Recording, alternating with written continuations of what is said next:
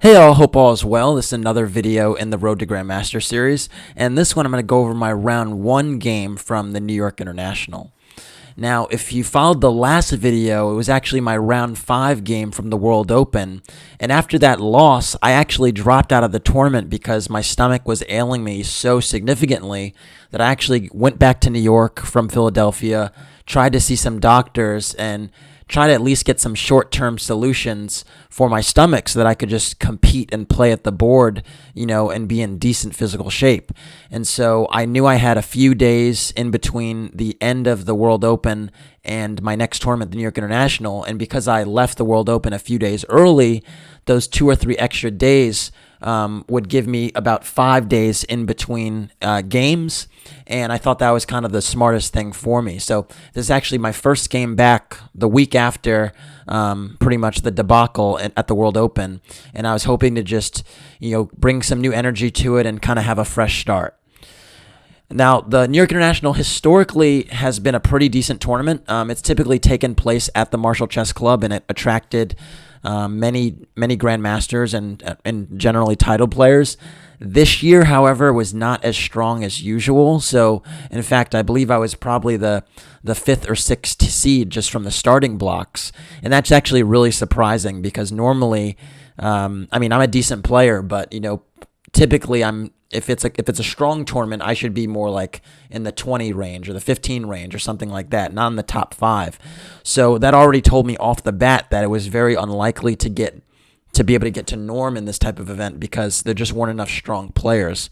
But in any case, every tournament is an opportunity to get rating too, and so part of being Grandmaster is that 2,500 rating number as well as having the 3 GM norms. And at the time of this game, I had 1 GM norm and a rating that was not close to 2,500. So really, having emphasis on ratings too is super critical, and just trying to take every individual game for what it's worth instead of always thinking about norming is really important.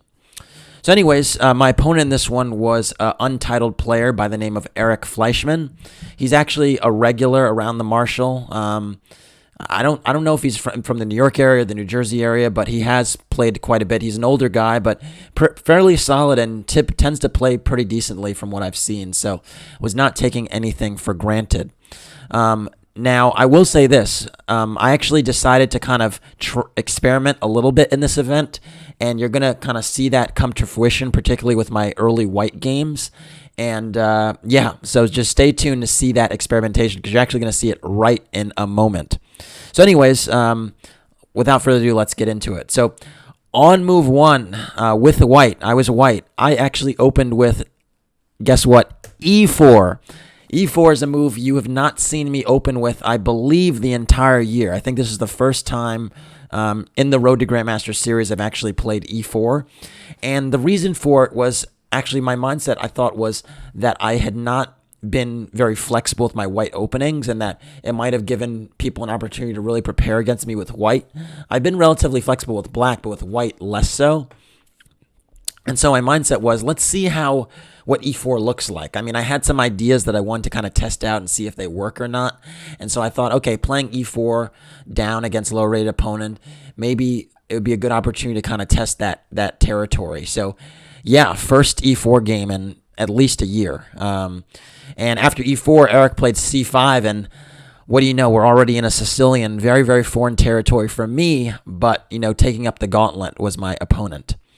So I played knight f3, and then d6 was played, and I actually played bishop b5 check, so I didn't go all the way, if you will. Of course, d4 is the most aggressive / principled move in the position, but there's so many lines that black can throw at you after knight takes d4. They could play the Scheveningen, they could play the dragon, they could play the classical, they could play the Najdorf, and I really did not want to be in a position where I was kind of at the mercy of them directing the course of the game. And so the thing I like about bishop b5 check is that it kind of takes away a lot of black's options. So after bishop b5 check, the most solid move is actually bishop d7, and this is actually what Eric did. The other option is to go knight d7 or knight c6. Knight d7 is known to be the most aggressive, I would say. I would say knight, because in many of the lines, white actually winds up giving up the bishop pair, and black has the long-term trumps, but he has less control of the center in the short term. And then knight c6 is probably the intermediary move, like the one that's not the most aggressive, not the most solid, but reasonable alternative. So I'd say if you're looking for a really solid option, bishop d7, really aggressive, knight d7, in between knight d7. And so bishop d7 is the solid approach. Makes sense. And so I took on d7, and after queen takes d7, I actually had some experience in this position, many years ago when I actually did try out e4 before, and typically the move here you actually play is c4. And part of the idea is that you actually try to get a Maroczy bind on the light squares now that the light squared bishops have been traded. So the idea is that you don't have this bishop that's behind the pawn chain, and essentially after like knight f6, knight c3, d4, you essentially get this like nice little bind. And I actually had played this position with, usually you have to start with f3 or h3 to stop knight g4. So f3, bishop g7, bishop e3. And yeah, you just get a position that's, relatively playable for both sides, but white typically has a slight advantage based on the space. And Carlsen actually was the first I noticed to really pioneer this line in the early 2010s. He was really playing this quite a bit and frustrating people. So yeah, way to play. Instead, I actually opted to just castle because I'd actually played the c4 line enough and I wanted to try another idea. And the idea was that after knight c6, I actually decided to try rook e1.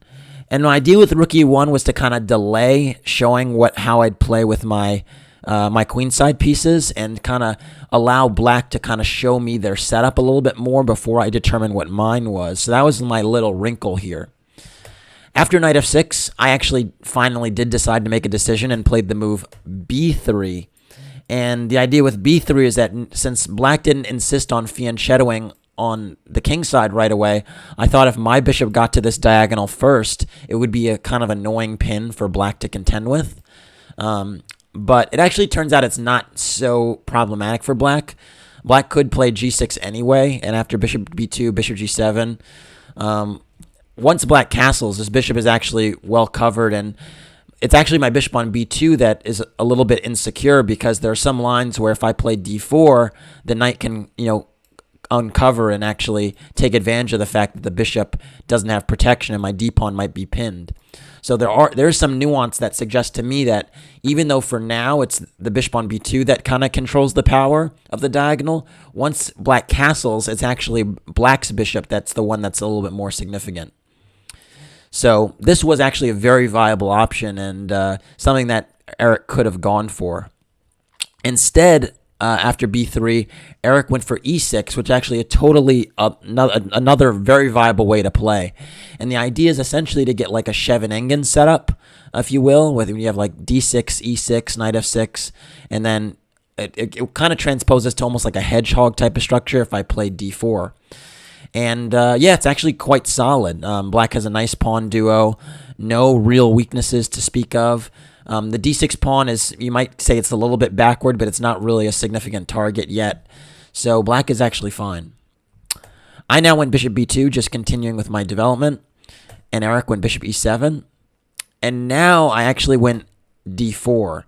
And the reason I went d4 is I realized if I don't do anything, if I just play very quietly, let's say I go d3, I thought black would just castle, put a rook on d8, another rook on c8, and really be able to control the game, because now if I break open later, then when the black rook is already on the half-open file, white really can't have very much in the position. And so I thought that it was kind of imperative for me to do something quickly before black gets that setup. So that's why I went for d4. But I must say here that the opening was not really a huge success thus far. Like, black is more or less totally fine, and this b3, this rook e1 idea, my idea of like essentially waiting before showing my queenside pieces and how they develop was just not a very challenging idea for black. So anyways, after d4, c takes d4, knight takes d4, black actually has already equalized, and actually the most most, pressing move or accurate move in my opinion would actually be the move d5. The point is actually if I take on d5 now, knight takes d5 is actually quite good. The knight on d5 is really nicely centralized. If I want to evict that knight with c4, the knight would just drop back, and I weaken some squares on my queen side and in the center as a consequence of playing c4. And another important detail is that if I play knight takes c6, queen takes c6, and you think, oh, the bishop on g7 is the bishop on b2 could take on g7. Not so fast, because my rook on g8, or the black rook on g8 could really hammer down on g2, and you could see these arrows I've drawn kind of indicate that the knight on f4, the queen eyeing g2, they can all converge on the g2 square very quickly. So black would actually already be completely fine here, and actually almost have a lead in development, because my knight on b1 is not developed, and my queen on d1 is in the way of getting my rooks connected, whereas black is one move away from accomplishing that task. So yeah, this just would not be much. And the other thing is that this queen on c6 really does a great job of almost replacing black's light squared bishop, from the standpoint that it lords over the light squares pretty well. So those dynamics that are at play are actually quite, significant, and mean that black is actually absolutely fine. So, but instead of d5, black played a move that's fairly natural and very consistent with Sicilian type of positions, and went for the move a6. And I understand why you play that. In the end of the day, in many lines, you cover the b5 squares that the knight can't dive in there. The point is that since knight b5 wasn't really a threat, there was no reason to actually cover that square. But it is kind of typical prophylaxis in the system. I now went c4, opting for this Maroczy bind. But the question that you have to ask here is, was my move rook e1 worth it? And is the bishop on b2 really well placed here? Because typically in these Maroczy bind type of setups, this bishop on b2 is on e3, this knight is on c3, and this queen is already on d2. And then also white is normally played f3 or h3, depending on the circumstance. Because the bishop is on e7 here, it would probably be more natural to play h3, because this diagonal seems to be kind of easy access for the bishop on e7. It can kind of maneuver there very quickly. So really, h3 would probably be the way to cover a bishop on e3. But the point is that the bishop is on b2 instead of e3, and my queen is not on d2. So I'm actually quite behind the typical Maroczy bind setup that you try to establish in these types of positions. So those dynamics really affect, whether white has the advantage or not. And to be frank, I don't believe that white has any advantage here based upon those dynamics. So anyways, after c4, black actually played b5 and actually tried to undermine my Maroczy bind right away. It's actually a very playable move, but totally unnecessary. Castle's kingside is a little bit safer and also very solid. And again, black's rooks are already connected. I don't have the normal setup in the Maroczy bind, and I'm just a little bit too slow. And so black is going to play, rook d8 or rook c8. b5 will come. I just think it would have been a little bit more prudent for black to castle right away. But b5 is actually totally approved by the engines. So after b5, I actually now have a challenge to my c4 pawn, and it's extremely undesirable for me to allow b takes c4, b takes c4, because then I would have an additional pawn island, and the c4 pawn would be isolated and weak. And I'd also give black counterplay along an open b file. So very, very undesirable for me to allow this capture if it means I have to recapture with my own b pawn. So given that dynamic, I actually decided to play the move knight a3. And my idea with knight a3 was to attack the b5 pawn and protect the c4 pawn at the same time. And of course, if black captures on c4, I'll take with the knight and have a really, really nice outpost on c4, targeting the d6 pawn and the b6 square, forking the queen on d7 and the rook on a8. Another thing to note is you might ask, why didn't you take on b5 here? Aren't there two attackers and one defender? Well, there are, except after c takes b5, black has the intermediate move. Instead of recapturing on b5, black can start with knight takes d4. And now, let's say I play queen takes d4, After a takes b5 here, black is actually totally fine, because even though this pawn on b5 might seem kind of isolated or lonely, the issue is that black's activity on the half-open A file and on the open C file will be more than enough compensation, and this pawn can like almost play like a minority attack type of role by itself, undermining the two white pawns. And so black would have a ton of activity here that would be pretty difficult to contend with. So yeah, this would not be anything for black, or excuse me, for white. So that's why I actually played knight f3 to kind of keep more tension in the position. After knight a3, you do have to make a decision about the b5 pawn, or so I thought. Actually turns out, again, castling is just a very decent move. The point is b5 is not actually hanging, because if I play c takes b5, again, there's knight takes d4 intermediate move, and after queen takes d4, a takes b5, and the queen is effectively covering the b5 pawn. So there's actually really no issue here with the pawn hanging, and you can just see now the knight is a little bit misplaced here if it's not getting the c4. d5 might actually be a threat, uncovering the bishop on this diagonal. And again, the open files for the black rooks will prove pretty significant. So those factors really kind of discourage white from actually taking this pawn. But instead of knight a3, black actually played knight takes d4, and after queen takes d4, now he actually should have castled again. This is the third move in a row where castling was a very, very good option. And it's actually funny, because I actually preach this with some students that I work with, that whenever castling is available, it's almost always one of the best moves. So there's really usually no reason to not go for it. And so I always say that, just not like try to castle, because you get into trouble when you don't. And yeah, castling was just a very, very sensible move here, completing your development, connecting the rooks, and just getting a very satisfactory position.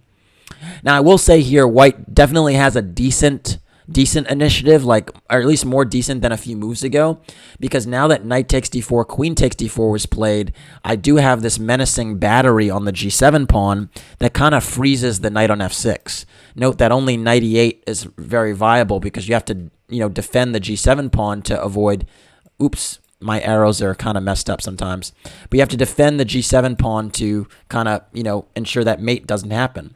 So that's another factor that's kind of significant.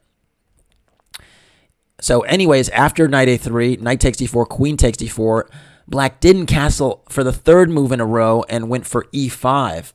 And this move is actually quite a significant mistake. The reason for that is, even though you shut down the bishop on this diagonal, you really lock your pawns on dark squares, and the light squares become sensitive. And d5 is a square, in the Sicilian in particular, that is always a square you want to be wary of. And it's actually very, very bold for black to just say, you know what, I'm going to give up the d5 square. It's not of consequence. I'm comfortable with it. And that dynamic is just, it's very double-edged. Basically, typically it's all about timing. And right now, black is saying that I don't believe your knight is going to get to, again, my arrows, I don't believe your knight's going to get to d5 effectively. It's not going to be a problem. And I'm going to just stamp out your mating threats on the king side and castle and get my rook to c8 and all be well. I wasn't so sure about that.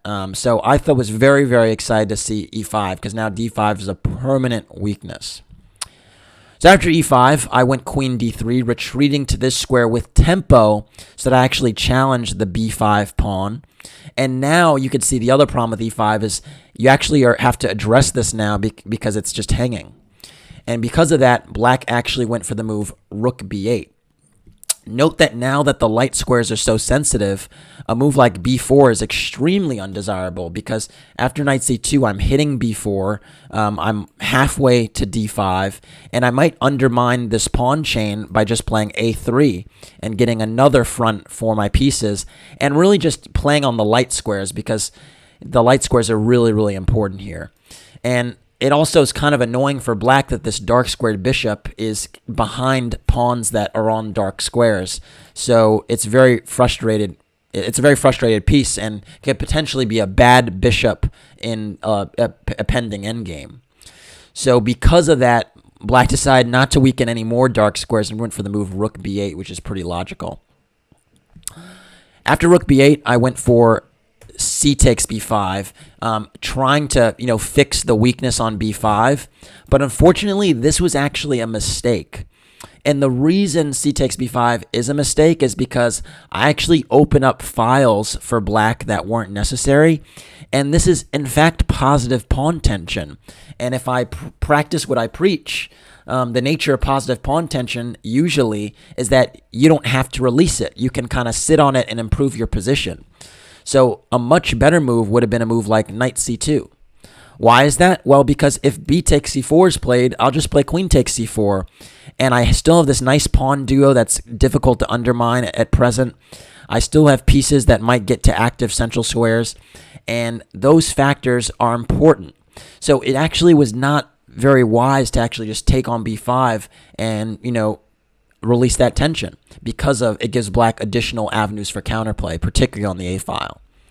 Now, I did have an idea with c takes b5, and the idea was that after the exchange and knight c2, I thought my knight would nestle really nicely on the b4 square and hold up the b5 square and really be quite unassailable from b4. So I thought that, it'd be eyeing d5, very important. It'd be eyeing c6, be eyeing a6. And all those squares are kind of sensitive and avenues for me to take advantage of. So I thought those were, pretty important factors. It's true, but again, it's just not the most precise. So anyways, after knight c2, black castled finally. Maybe like 5 or 6 moves in a row where I was saying castles was imperative. And now I went knight b4, and I felt pretty good here because my knight prevents the d5 break. It also, again, eyes important queenside squares. And I thought it would be difficult for black to get counterplay here. Black now went queen b7. I think this is actually a really, really good move. Very, very smart move. And multi-purpose. One thing it does is it covers some of these squares on this diagonal, the light squares. Another thing that it does, it overprotects b5. It also eyes the e4 pawn, so it makes sure my rook on e1 is frozen for the time being, because e4 be hanging otherwise. And in addition to all those factors, it also makes it difficult for my knight to just jump into d5, because there in some scenarios you actually want to ensure that you're actually controlling the d5 square with a piece, but not actually occupying it. So for instance, if I actually jump in knight d5 now, after knight takes d5, queen takes d5, queen takes e takes, now the d5 square isn't a weakness anymore because it's being occupied by one of my pawns. And black would actually have more than satisfactory play on the queen side right now. So really, in many respects, it's actually quite an important lesson at times that it's better to actually control a square than to actually occupy it, because when you occupy it, it no longer becomes a weakness, especially if a pawn actually assumes that square. So that's something to really, really be aware of. And so I really have to sit on d5 as opposed to occupy it. So after queen b7, I actually went rook a d1. And again, that's kind of consistent with the theme of occupying the square, of controlling the square instead of occupying it, adding another piece to the fire there. Pretty logical move. And after rook f d8, you could see black is trying to overprotect on d6. But white has a nice little bind here because, it's very difficult for black to really do anything because he doesn't have any pawn breaks. b5 is isolated. d6 is backward. I'm stopping d5 for now. So kind of an unpleasant position for black to play. And because of that, I actually just played a3. And a3 you might consider, oh, that's a little bit slow. What are you doing? But my idea was that by playing a3, I solidify the knight on b4. And I eliminate counterplay on the a file for now. And even the c file doesn't seem, very right for counterplay, because if you actually look at all of the squares on my side of the c file, they're all covered by either a pawn or a minor piece. So actually makes it really difficult for black to even consider entering on the queen side. And so I actually thought I had a very nice, safe advantage here. Now rook bc8 was played. I think that's a good move, at least eyeing the c file and kind of ensuring that I'm not just going to dominate on the c file, because now if I play a move like rook c1, after rook takes c1, I can't play rook takes because, again, we have the issue where my e4 pawn is a little bit sensitive. Although maybe in this particular version it's not such a big deal because b5 is hanging. So if queen takes e4, queen takes b5 is hanging, and this is actually a quite double-edged position with two connected passers on the flank and two connected passers in the center. So this would be kind of unclear, but yeah, I wasn't really considering rook c1. And here I actually made a quite significant mistake. I think in part it was because I was frustrated by the fact that I didn't want to go rook c1 and allow the counterplay that I just showed. And I was trying to figure out how to improve my position here. Why don't you actually pause the video and consider ways to improve the position? It actually might prove valuable for you because I'm going to show you what I should have done. All right, hopefully you got a chance to pause the video and consider valuable alternatives in this setup. The best move, there are a few good moves, but the two best moves I would say that improve the position are g3 and rook d2. Well, I think we can understand what the rook d2 does. Rook d2, covers the second rank, but also considers doubling on the d file at some point and putting more pressure on the d6 square. On the d6 pawn. Again, if I can actually play knight d5, but recapture with a piece instead of a pawn, white will actually be able to pressure, d5 and actually be in pretty decent shape.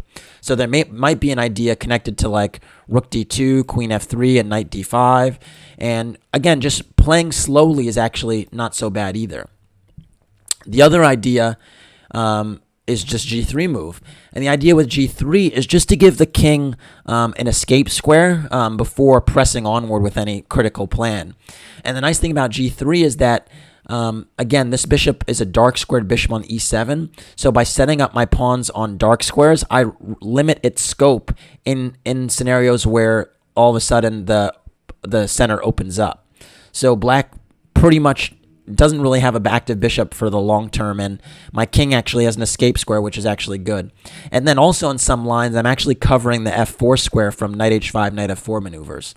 So g3 is very, very multi-purpose. In any case, both moves do a good job of just exhibiting patience, and that was actually what was required in this position because, frankly, black can't really do anything constructive here. So it's only if I, undo my bind that black actually gets active, and unfortunately, that's exactly what I did with the move bishop c1. Now, my idea with bishop c1 was strategic. It was to play bishop g5, take on f6, and then put the knight on d5 and say, I have this monster knight on d5 and a nice positional advantage that is unassailable.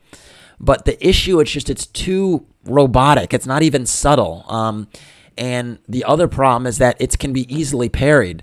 So now h6 was played, and my bishop on c1 is not as good as it was on b2 a moment ago, in particular because now the c3 square is actually sensitive. So remember what I said about the c file being all these squares being well controlled by white. All of a sudden with bishop c1, the c3 is a little bit more sensitive than it was a move ago, and this bishop is not particularly effective here. After h6, I now went h3, actually trying to give myself an escape square and considering to reroute my bishop to e3 for some reason. But actually would have been better to just change course and actually play bishop b2 back, g3, and kind of go back to the plan that, initially would have been better, even at the cost of a tempo. Instead, though, I was a little bit stubborn and decided to play this position, and it was just a poor idea. After h3, black now went rook d7, and you could see now black is actually getting some semblance of counterplay because in this position, black is entertaining doubling rooks and invading on the c-file, but also can actually entertain bishop d8 and bishop b6 in some lines, rerouting this really terrible dark squared bishop. And all of a sudden, if this bishop gets active, it's actually not so bad for black. I mean, at the end of the day, one square is a one weakness alone typically is not enough to ruin a position. You need multiple. And if all of Black's pieces are active and playing, he can kind of play around his weakness effectively. So I recognized here that I kind of made a few steps in the wrong direction, and for some reason I decided to keep doing that with the move bishop e3. I think I was kind of starving for some counterplay, some active plans. And my idea with bishop e3 was I was actually inviting knight takes e4, because I thought that if knight takes e4, I thought I might have knight d5 as an idea, essentially taking advantage of the fact that knight b6 might be a threat and knight takes e7 is an idea. And I thought that there might be some unpleasantness in endgames. For instance, if the knight goes back, well, then I pick him in exchange. Fair enough.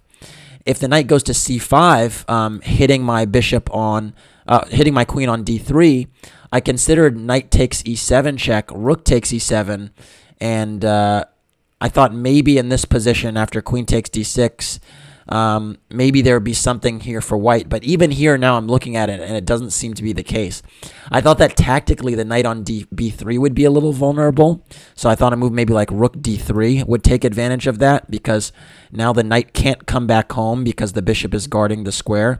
And even knight d4 is not possible, because after bishop takes and e takes, there's queen e7 just picking up a rook. But even in this position after rook d3, knight a5 is very good and very playable, because it forks all of my important pieces in the center and black is just up a pawn. So yeah, even my ideas were not very good at this point, and I wasn't really showing good chess. Fortunately for me, black didn't actually pick up the gauntlet and take on e4, and instead went rook dc7. And rook dc7 is not actually a bad move, because essentially, I still have this problem of the e4 pawn, but now I also have this problem of a black rook invading on c3.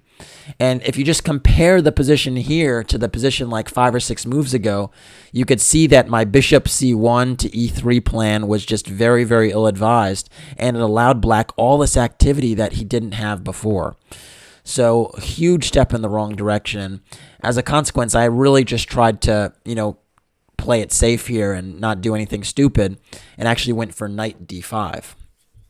The problem with knight d5, though, is that it's like nearly impossible to try and win this position now, because too much material comes off the board. And after queen takes d5, I missed another move, this rook e8 move. For some reason, I thought he was actually going to take on d5 and willingly help me attack the b5 pawn. But by playing rook a8, he actually doesn't do that, and a3 is just a serious target. And again, I'm now in a scenario where I don't even have, my a3 pawn is attacked. I've traded enough pieces where black actually has the more active rooks now, and it's just been a very, very poor transition in the middle game. So essentially, black is totally equalized, and I just need to find a way to kind of, hold the fort right now. I played queen takes b7, and after rook takes b7, rook a1, and you can see I'm just holding on to a3 by a thread. Note that rook a7 is impossible because my bishop is covering the a7 square, but otherwise, black has much better rooks than I do, and frankly, the more pieces come off the board, the less the d5 square is very significant, because I can't really get at it in any way. After rook a1, black went bishop g5, and I actually think this is an excellent, excellent move and a stone-cold equalizer, because now my bishop actually can't stay on this diagonal. There are no squares that it can go to avoid the trade of bishops, and once the bishops go, this rook on b7 can, double and, attack a3. So I played bishop takes g5, and after h takes g5, went rook e d1 and targeted the d6 pawn, and was kind of resigned to the idea that this was going to be a draw, because essentially, pawns are going to come off the board, and, it's almost going to be completely symmetrical. But I think I was kind of disgusted with the last 10 or so moves, and because I was disgusted with the last 10 or so moves, I was trying to create some imbalances that really weren't there, and took really, really foolish risks in the next sequence. So after rook d1, rook ba7, I played rook d5. The point with rook d5 was to try and keep some material imbalance on the board. Note that if I take on d6 and then we trade here, b3 is already hanging. So if I go rook d5, rook takes b3, rook takes e5, this is an easy draw for black, because at some point my rook is going to have to come behind the b pawn to support it, and I won't be able to get any activity on the king side. So my idea was that at least I'm going to have the quote-unquote passed pawn on the b file with rook d5, and you're going to have an extra backward pawn on d6. So we got to this position, and again, this position is completely drawn, but my idea was maybe if I played rook b8 and pushed my pawn a bit, maybe he would go wrong somewhere. After rook takes b5, rook a1 check was played, and now I went king h2, and then rook b1. This is actually very logical, just getting the rook behind the pawn, and this position should be a draw, but the next few moves I made were totally nonsensical. King g3, g6. King g3 is not very good. I really should be trying as quickly as possible to just go rook b8 check, king h7, and then b4, b5, b6, and then see what happens. That's pretty much my best bet. But king g, I didn't do that for some reason and got into real trouble. I went king g3, g6, rook fb7. Again, rook b8 check is far more effective, but I didn't do that. Rook b7, king g7, and king g4. And here I think I was just trying to get a little bit of counterplay and just tickle him a little bit. Note that you can't play f6 because the pawn is pinned. And I thought if the king gets to f6, it might be stuck there. But after king g4, I have to worry about my own pawns. And frankly, rook b2 is just a very significant threat. I mean, I can't just run up the board and lose my king side, because now I'm the one that would be in huge trouble. So, yeah, I was really ill-advised to even consider this. And because of that, I actually had to go back to defend the pawn. But now the black king comes to f6, and I'm just in a very awkward spot, because now it's black that actually has a secure king and can actually prepare this f5 move and actually has some very menacing central pawns, potentially. I should have played b4 here, and after king e6, king g3, f5, f3, I can kind of hold, in part because I always have counterplay with rook g7 and rook d7, and there will probably be a draw with king f6, king e6. But for some reason, I played the move g3. And g3 here is a terrible move, in part because it gives black a hook after he plays f5. And the issue with that is that with that hook, now this rook on b2 gets to start to harass my king because it won't actually be secure anymore. And unfortunately, this is exactly what happened. After g3, king e6, I went b4, and now f5 came, and I'm in huge trouble because the initial threat is just rook b3 check, and then taking on e4, and then this massive pawn wall would be decisive. Let's say I play rook b8, rook b3 check, king goes to e2, e takes d5, and now d5 is coming, and it's just really, really tough. So this would be a huge problem for me. And yeah, there's not much a good, decent way to deal with it. And so I actually wound up playing e takes f5. But now after g takes f5, whose pawns are more menacing? The connected pawns that are advancing with tempo, or the rook pawn that's or the b pawn that's blocked by its own rook and will never actually queen? So all of a sudden, black has winning chances, and I'm in deep, deep trouble. And the real problem is that my king can't hide on g2 anymore, because if I go e2, if e4 check is played, after king g2, e3 is played, and the rook is perfectly positioned, pinning my f2 pawn to the king that would be on g2. So all of a sudden, this pawn, the center pawns just proved to be really, really fast. And it was just extreme carelessness on my part to even allow this, because it was not necessary at all. It was just a product of my frustration that I didn't shut down the game and kept it going in a really poor way. After g takes f5, I now went rook g7, targeting the g7 pawn, g5 pawn. And now e4 check was played, and you could see the race is on. I went king e3. And now rook b3 check was played. Excellent move, forcing my king to make a decision. Note that if I go king d4, that's extremely ill-advised, because now rook d3 check would force my king further away from the king side. And after king c4, then there'd be d5 check with tempo. And yeah, it's just not a good sequence. If king c5, rook c3 check again. And if king d4, rook c4 is actually rook c4, it might actually be a problem, but after king d4, even better would probably is rook d3. Actually, not rook. Instead of rook c4 check, just rook f3 right away is pretty effective, and just taking on f2 is going to be winning. Note that if rook g6 check, king e5, and the king is totally secure here.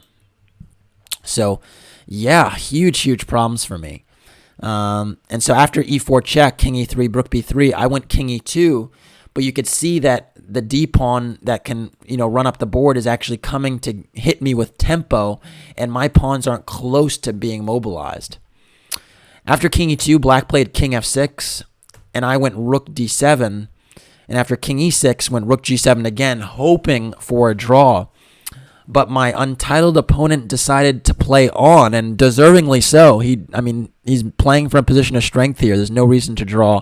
He went for the move rook takes b4. And unfortunately, this is not a great move. Instead, a move that was much simpler and decisive was just the move f4. And the point is that f3 check is a massive threat, and the g5 pawn is not a concern right now, because after rook g6 check, king d7, rook takes g5, now f3, and my king is totally weak. It can't go to f1 because of mate. In fact, it can't really go to the back rank because it's going to just be trapped there. And if king d2, now king e6 is the only move that's winning, but is good enough. And the point is that now, once the d pawn comes up the board, the king can also come up the board with it. And so if king e6, g4, let's say I just try to mobilize, d5, rook g8, rook b2 check, king e1, d4, and these pawns, again, are more advanced and more dangerous, and e3 is the immediate threat. And the issue is, you can give a check or two, but the king comes to d5, and, okay, e3 is stopped for now, but this king is coming in very quickly, and once the king gets to d3, rook b1 mate is a threat. So the issue is that white can't actually stop the checkmating threats and the advance of the pawn. It's just not effective. And for instance, let's say g5. Even now, king c4 is decisive. I don't even have to guard the e4 pawn, because if rook takes e4, king d3, rook b1 is mate, and the e4 rook is hanging. So huge problems for me in this position if he just pressed forward with f4. Instead, after rook takes b4, I actually got some counterplay, and after rook takes g5, it's not so clear anymore, because f4 is no longer supported by the g pawn, and g takes f4 can be played. So now I'm kind of back in business a little bit. Black now went d5, and it's still dangerous because the d pawn coming to d3 is a huge problem for me. But I can try to fight, and I went for h4, trying to press onward and get my pawn up the board very quickly. Turns out that h4 is actually a move that hands over a winning advantage to black once again. Turns out the only move in this position that holds the game is actually rook g6 check. And the idea is that I force the king back in many lines, or get in the way of it advancing its own pawns. So for instance, if the king steps up to e5, now I go rook g5, and the threat is actually g4, trying to actually secure the f5 pawn. And if you go king f6, my rook will back all the way up probably, but it's not, or maybe even rook h5 is more precise. And the point is that I could play g4 in many lines, and the king will be cut off from the action. So I think if like d4, g4 now, note that if f4, there's rook f5 check. And if, let's say, rook b2, king e1, the problem is the king is not involved in the action, and it would love to be. And after fg4, hg4, as much as these pawns are nice, given that the king can't come in and support, it's just a draw because the rook will just, ensure that the king does not come up the board. And I can just, shuffle my rook on the 5th rank and ensure the king doesn't cross the plane. So rook g5 would have harassed the king sufficiently where rook g6 and then rook g5 would have held for me. Instead, I went h4, and this means it's a winning for black again. He now went d4. I went rook g6 now, but it's just too late because now with king f7, he gets a valuable tempo on my rook. And after rook d6, rook b2 check is a move, and my king is forced back to the 1st rank where it's extremely passive, and the d pawn is still a runner. After king e1, d3 is played, and this position is actually just brutal. I now went h5, just trying to, push the one pawn that I can push in the position. And now king e7 was played, and this is actually a huge problem for me because now the rook, has a hard time staying on the on the d file, because if I leave the d file, then all of a sudden this pawn becomes more menacing.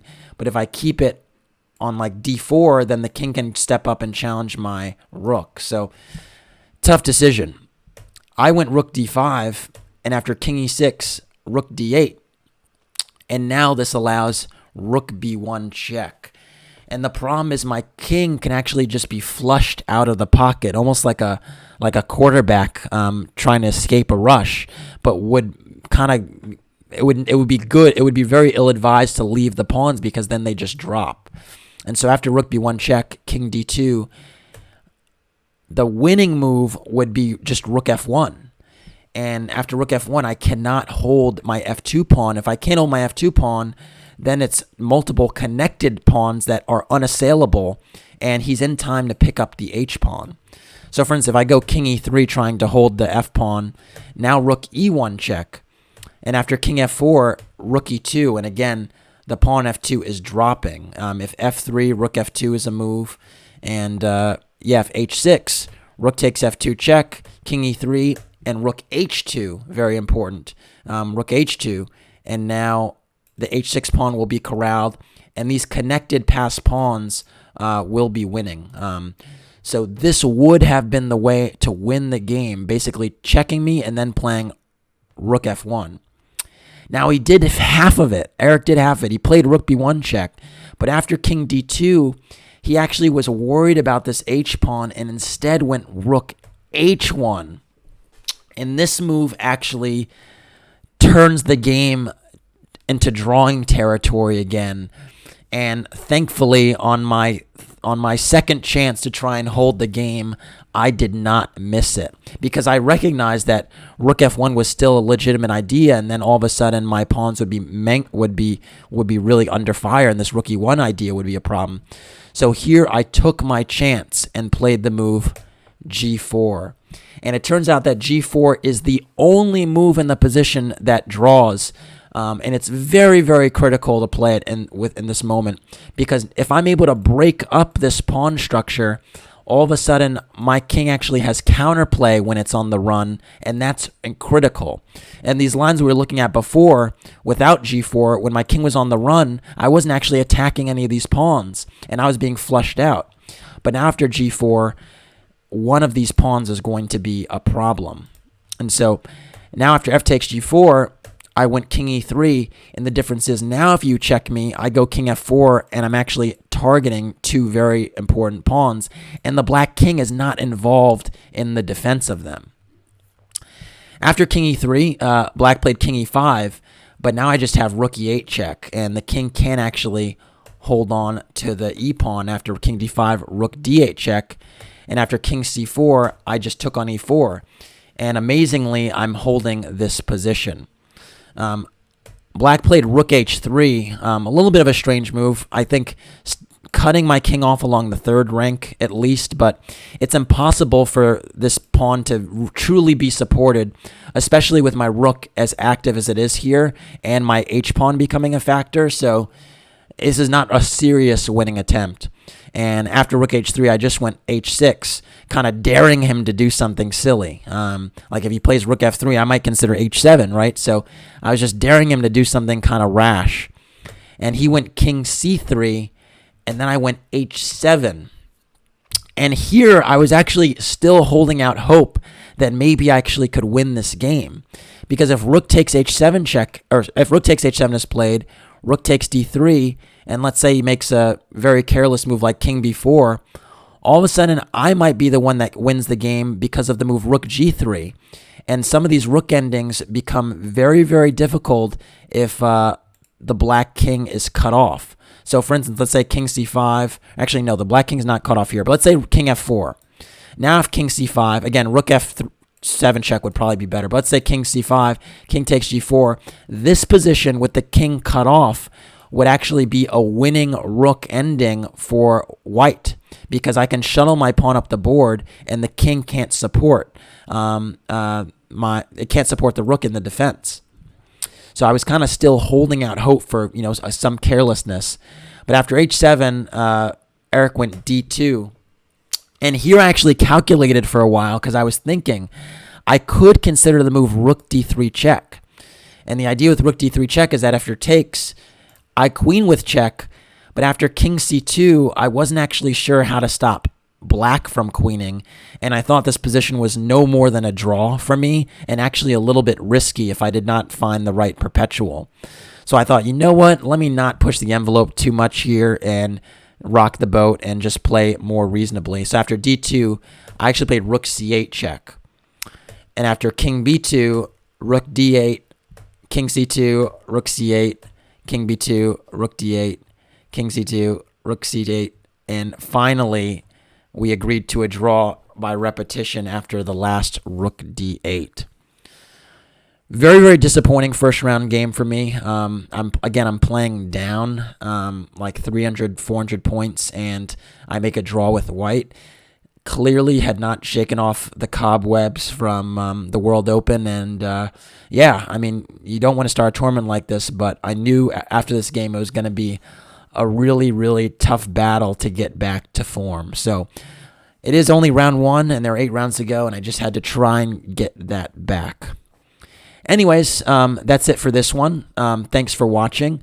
Please like and or subscribe to the channel. And if you want to support the Road to Grandmaster journey, you could do so by making a donation through the PayPal link in the description below. Thanks again. Take care.